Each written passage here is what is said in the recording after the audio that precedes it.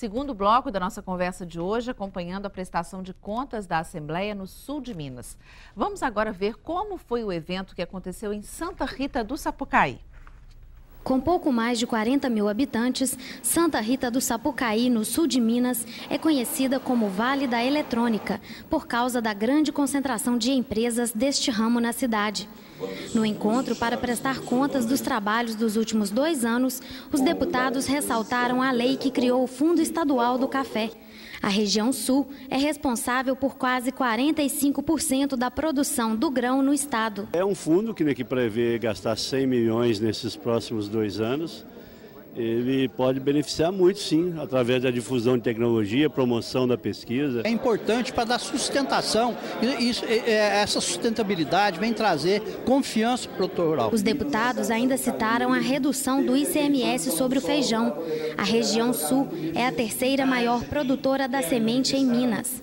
A Assembleia aprovou também uma lei que incentiva a produção e o consumo do morango, fruto produzido em 24 municípios da região. É uma alegria muito grande recepcionar essas pessoas hoje para debater esse importante assunto, o que estamos fazendo e queremos propor para o ano que vem. A aproximação da Assembleia com as regiões diversas de Minas Gerais tem sido muito elogiada, levando a Assembleia cada vez mais ao interior. O prefeito de Santa Rita pediu o apoio dos deputados em busca de mais recursos para a região. A arrecadação dos municípios, principalmente o fundo de participação em ICMS, tem caído muito. Então nós temos que ser parceiro do Estado, do governo federal. Educação e saúde é um anseio geral. Falta de policiamento, a polícia militar está com carências de pessoas humanas, então nós precisamos de um efetivo maior aqui em Santa Rita. Outra demanda apresentada foi a melhoria das estradas. Hoje as estradas estão bem precárias, em razão, lógico, das fortes chuvas que vem acontecendo, os produtores estão com dificuldade muito grande para poder fazer escoamento da produção. Essas audiências não são apenas para prestar contas, não, elas são principalmente para ouvir o povo. A gente percebe que as demandas e as queixas também se repetem nas várias cidades onde houve os encontros da Assembleia. Agora, eu queria questionar, eu acho que vai dar o que falar esse assunto aqui que eu vou citar agora. No relatório da consultoria aqui da Casa, que foi feito com base em dados do IBGE de 2011, o sul de Minas foi a região que mais perdeu espaço na geração de renda em Minas Gerais nos últimos anos. E aí? É uma região que a gente coloca como referência de tudo de bom, mas perdeu espaço. Né? É surpreendente, é um fato que até a gente tem que avaliar bem por que isso aconteceu, como é que isso aconteceu.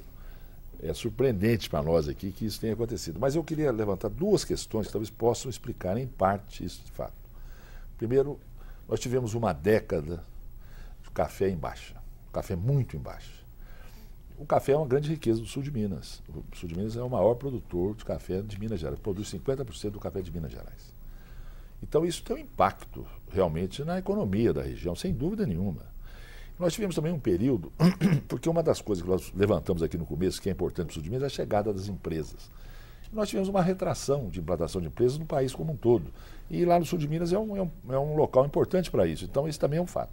Mas tem outro que me parece muito importante, que é a questão das estradas, principalmente as estradas federais. Isso não é novidade para ninguém, isso foi um fato. Isso aconteceu no Brasil inteiro, mas aconteceu muito no sul de Minas, porque a malha viária do sul de Minas é muito ampla, principalmente de rodovias federais. Eu vou te dar um exemplo, a rodovia 459, que liga Poços de Caldas a Pouso Alegre, depois a Itajubá, vai sair do estado do Rio, foi considerada, durante muito tempo, a pior estrada do Brasil. A estrada é absolutamente intransitável. E isso valia também para a estrada que liga, vamos dizer, Poços de Caldas a Varginha, a Alfenas e tudo mais. Então, houve realmente um problema sério nessa questão das rodovias. E isso, naturalmente, causa um impacto. Moscone, que empresa que pode ir para uma região como essa? Agora não, agora melhorou. Mas eu queria também, talvez, levantar alguns aspectos. É verdade que o café veio para ficar no sul de Minas, como o senhor levantou, como o Antônio Carlos Zanetti, que representa bem esse setor, mas é verdade também que a gente não conseguiu agregar valor. Então, em comparação com outras regiões, não é que o sul de Minas tenha perdido renda, é que ele agregou menos renda. Então, nós sempre falamos disso, é preciso o leite, deputado Antônio Carlos, o café, é preciso que nós consigamos planejar e ter a transformação, o processamento desses produtos lá. Porque o que acontece? Nós produzimos café, nós levamos para São Paulo ou exportamos esse café. O leite é a mesma coisa. Quando eu fui prefeito de Alfenas, eu tentei levar a empresa Leite Nilza para se instalar em Alfenas, uma empresa de Ribeirão Preto, mas a crise do setor na época, que foi fortíssima, inviabilizou o projeto.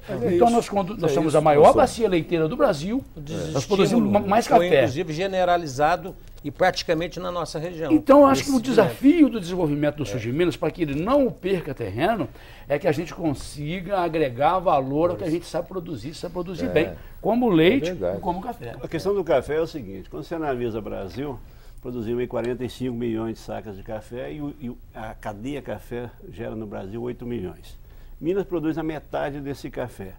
Significa que produzimos mais de 20 milhões de sacas de café. E que gera-se, aparentemente, poderia gerar 4 milhões de empregos só em Minas. Mas não é bem assim, porque grande parte desse emprego ele também começa no porto, no transporte, de lá e daqui para lá também. Mas vamos colocar que Minas, no mínimo, gere 3 milhões de empregos. O Cerrado é muito mecanizado. E a metade do café brasileiro, mineiro também, é produzido no sul de Minas.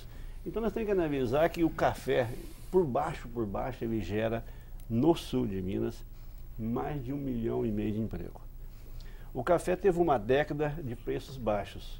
É só lembrar aí os nossos debates antes, que mostram a dificuldade que passou esses produtores e o endividamento. Quando você analisa de 2 anos para cá, é outra realidade. Mas, na realidade, foram 2 anos bons, de 3 anos para cá é outra realidade. 2 anos foram bons, né? 2008, 2009, 2010. 2011 já começou a ter problema, 2012 complicou e agora já estamos em crise novamente. Isso impacta diretamente na economia mineira. E do leite não é diferente. Se nós analisarmos nesta década as cooperativas de leite da região sul de Minas, as de 10 anos atrás, a maioria eram capitalizadas. Lavras, Alfenas, né, que chegou até a fechar a cooperativa, Carmo do Rio Claro, que fechou. E fechou mesmo, por quê? Porque o leite chegou a ser vendido na época a 29 centavos, 30 centavos, 40 centavos, um litro de leite. Aí houve o esfacelamento, o desmantelamento do cooperativismo, que também era um grande sustentáculo aí da economia da região.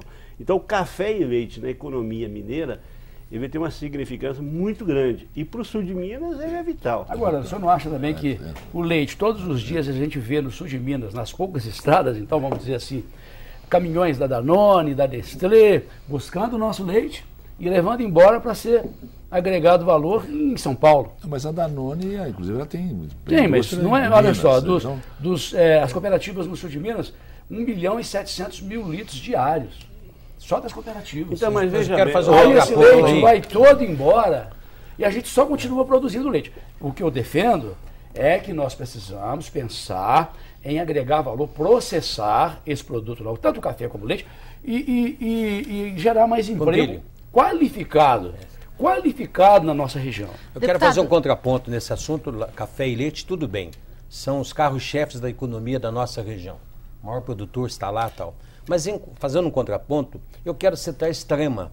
Segundo a Fundação João Pinheiro Indy, é a cidade que mais recepcionou indústrias pequenas, grandes, médias, hoje no estado de Minas Gerais. Hoje é considerado, deputado Mosconi, até no Brasil, Extrema, talvez, no Brasil, deve ser das maiores. Hoje, sem dúvida alguma. O eixo da Fernão Dias. Um eixo maior que temos lá, Pouso Alegre, Extrema. Indústrias. E vindo aí também para cá. Hoje temos Itapeva, Camanducaia, Cambuí, situando nesse eixo que é praticamente o eixo que está se falando aí da indústria do desenvolvimento de Minas Gerais. Não contando também outras regiões também que têm feito o contraponto. Não bastasse isso aí, é um fator importante, nós temos Extrema, que já foi identificado também, que ganhou agora recentemente em Dubai o prêmio de conservador de águas, buscando também a qualidade do meio ambiente, a melhor município que preserva o meio ambiente do mundo pela Confederação da ONU, recentemente agora foi Extrema. Então não bastasse toda essa situação, nós temos aí que contar, inclusive, já que estamos aí nessa retomada do desenvolvimento. E o que o deputado Mosconi falou, realmente a 459 era Poços de Caldas a Itajubá. Intransitado. Pouso Alegre, Itajubá. É a pior estrada do Brasil. É quase um mas eu queria fazer os grandes eixos para ir de um lugar ao outro. Mas eu queria ver, viu, deputado Dalmo, eu concordo na questão de quando se fala de extrema, mas extrema está no extremo, está na beira de São Paulo, é diferente. É diferente. O sul de Minas, a maioria não tem as facilidades que teria extremo em termos de logística, mas só que tem uma coisa, não vamos tirar também o lado positivo, não. Tem um prefeito diferenciado. E não é para jogar confere no meu amigo deputado Dalmo, mas um deputado também batalhador, que levou muita coisa para a região, o próprio Moscone, que está ali muito próximo, que ajudou muito também. Mas quando se olha o sul de Minas, eu acho que a gente tem que olhar de uma forma muito mais ampla. Os problemas do sul de Minas, quando fala questão de café e leite, ele é vital, mas aí eu quero entrar na questão do Pompilho.